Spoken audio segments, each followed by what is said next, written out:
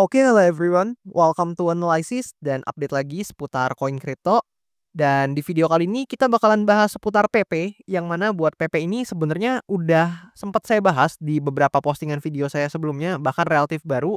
Tapi karena banyak nih dari kalian yang request untuk update lagi dan bahas lagi seputar PP, ya sesuai janji saya ya, kalau misalkan ternyata kalian banyak tertarik nih atau banyak minat sama suatu topik tertentu atau suatu pembahasan akan koin atau token tertentu, dan kalian request di kolom komen dan saya baca ternyata banyak yang request, ya bakalan saya usahakan nih buat update dan bahas cepatnya.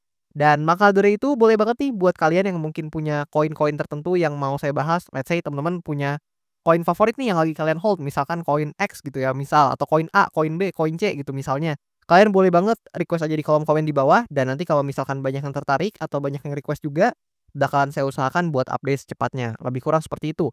Atau bahkan buat teman-teman yang mungkin lebih tertarik untuk pembahasan seputar Bitcoin-nya aja atau mungkin seputar makroekonomi, itu juga boleh komen di kolom komentar di bawah, dan nanti bakalan saya usahakan buat update dan bahas secepatnya gitu. Dan ya, kita tanpa berbasa-basi lagi, kita bakalan bahas seputar PP, di mana PP per video ini saya record yaitu di tanggal 21 Mei tahun 2025, menempati posisi ke-26 dari segi market cap-nya. So sebenarnya memang nggak banyak yang berubah ya dari video-video sebelumnya juga, karena memang masih relatif baru di video tersebut juga. Di mana di sini kalau kita sortir dari sektor memes, ya PP juga masih menempati top 3 nih, atau lebih tepatnya di posisi ketiga ya, di bawah Dogecoin dan juga Shiba Inu gitu. Dan buat harganya ya kalian bisa lihat sendiri lah ya di bagian sini, yang price ya kalian bisa lihat di bagian sini. Buat harga PP per tokennya pada video saat ini saya record atau per video ini saya record gitu. Dan ya tentunya karena ini adalah pembahasan meme coin, disclaimer alert atau disclaimer dulu ya, bahwasannya video ini sama sekali nggak bermaksud buat mengajak teman-teman semua menjual ataupun membeli aset tertentu, dan juga sama sekali nggak bermaksud buat mempromosikan aset tertentu. So always do your own research karena this is not financial advice.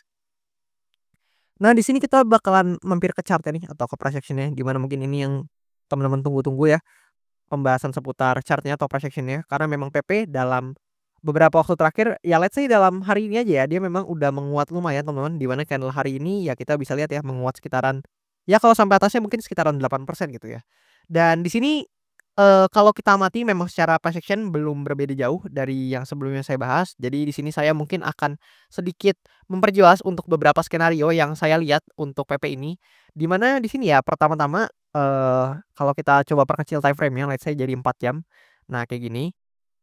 Di sini kita bisa melihat bahwasannya PP ini ada membentuk suatu ranging atau suatu area konsolidasi ya, yang mana kalau kita coba gambarin dengan menggunakan channel, ya let's say di sini teman-teman. Di sini kalau kita coba adjust dulu, nah lebih kurang kalau kita coba gambarin secara cukup presisi, ya let's say di sini lah ya.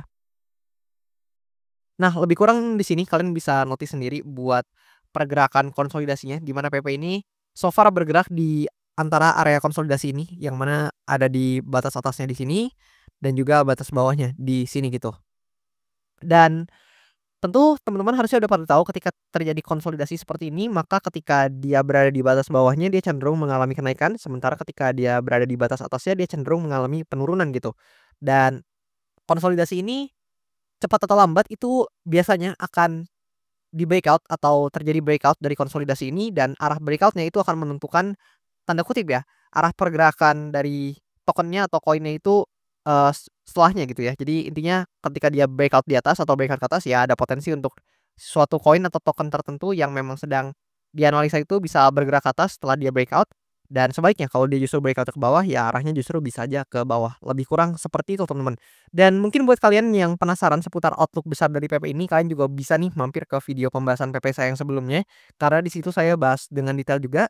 Dan mungkin kita bakalan bahas price action yang lagi happening sekarang nih di video kali ini. Dimana kalau kita perhatikan dalam beberapa waktu terakhir seperti yang saya katakan, PP sepertinya mulai menemukan ya, atau mulai create lagi momentum yang cukup bullish, di mana kita bisa lihat untuk volume ini cukup oke ya dalam beberapa waktu terakhir, dan stokastik RSI juga mulai nanjak teman-teman. Dan di sini kita bisa lihat ada potensi buat PP ini coba hit lagi atau testing lagi di batas atasnya dari area konsolidasi ini, yang mana jika ini berhasil breakout nih, tentu target pertama yang realistis adalah kalau kita pindah lagi ke time frame 1 jamnya.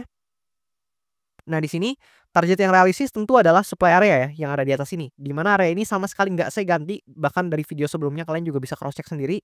Di mana di sini kalian bisa notice Supply area ini ada di range sekitaran inilah ya, kalian bisa lihat sendiri di pojok kanan, dan memang sebelumnya menahan pergerakan harga PP cukup banyak nih, yang mana bisa kita katakan sebagai area resistance yang cukup minor ya untuk saat ini, atau sorry, cukup major maksudnya.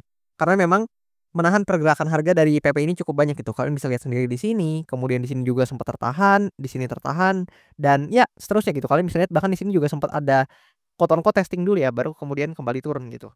Dan di sini kalau kita coba perhatikan juga untuk PP ini, so far memang, momentumnya cukup bullish dalam beberapa waktu terakhir. Namun, di sini ya, jika memang ternyata PP ini gagal untuk breakout ke atas dari area konsolidasinya dan justru bakalan turun ke bawah, ya skenario lain yang mungkin terjadi gitu ya, yang mana bisa aja nih dia testing lagi atau menguji lagi ke demand areanya yang ada di range sekitaran sini, yang kalian bisa lihat di pojok kanan gitu ya, untuk range-nya. Nah, kalian bisa lihat di pojok kanan, dan itu adalah skenario yang cukup bearish buat PP ini. Namun sekali lagi teman-teman, ini harus di-take notes, ini berdasarkan POV saya atau berdasarkan sudut pandang saya.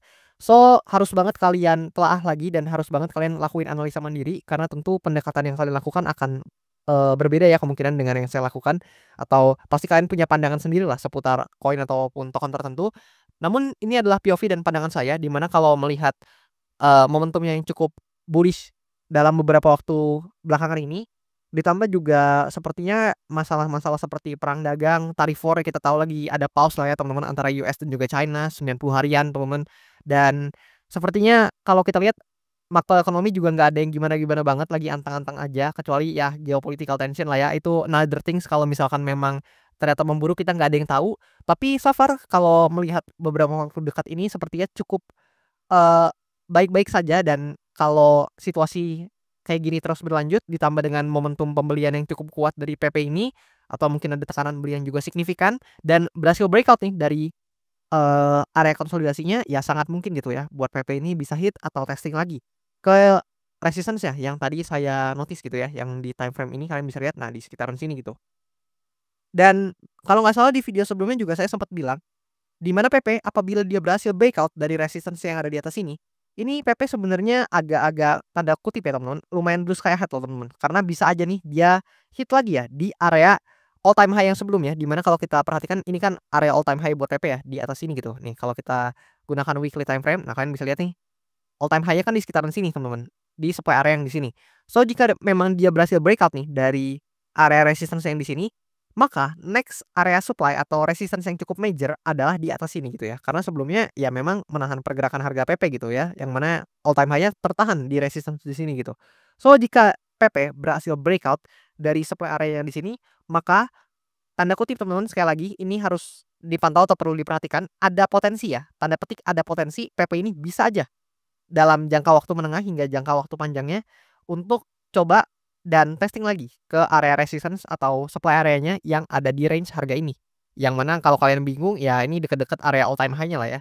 Dan ada potensi memang untuk diuji kembali area resistance yang ada di sini.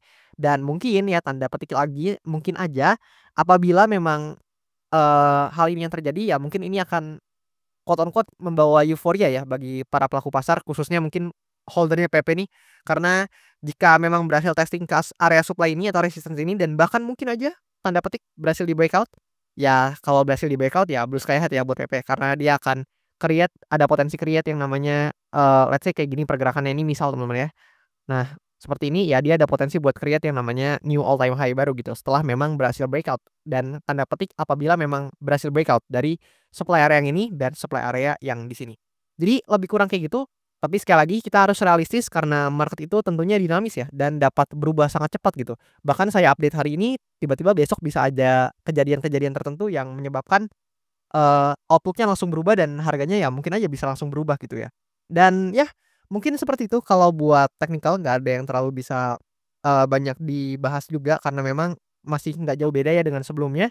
Dan kalau kita perhatikan beberapa data untuk PP, nah let's say data dari derivatif datanya dulu atau, ya derivatif data ya dari PP ini, di mana dalam 24 jam terakhir total value yang terlikuidasi di PP seperti biasa cukup besar ya. Ini adalah meme coin yang salah satu meme coin yang sangat-sangat tergolong big cap, dan ya nggak heran gitu kalau total value yang terlikuidasi ini udah masuk million of dollar untuk angkanya, di mana dalam 24 jam terakhir sekitar 5,81 million of dollar yang terlikuidasi. Dan ini didominasi oleh short position ya, karena wajar memang dalam beberapa waktu terakhir PP, menguat dengan cukup signifikan dan dalam proses penguatan ini ya mungkin aja ada banyak para pelaku pasar yang terlikuidasi nih akibat membuka posisi shorts dengan, margin yang tidak terkontrol gitu ya, atau mereka pasang short position and then, over leverage dan marginnya tidak dikontrol dan tidak dikendalikan dengan baik ya, sehingga yang terjadi adalah ya likuidasi teman-teman atau margin call. Dan tentu besar harapan saya teman-teman nggak jadi bagian dari angka-angka ini, dan kalau kita perhatikan ini saya cukup suka datanya, volume dan open interest juga menguat cukup oke buat PP dalam beberapa waktu terakhir.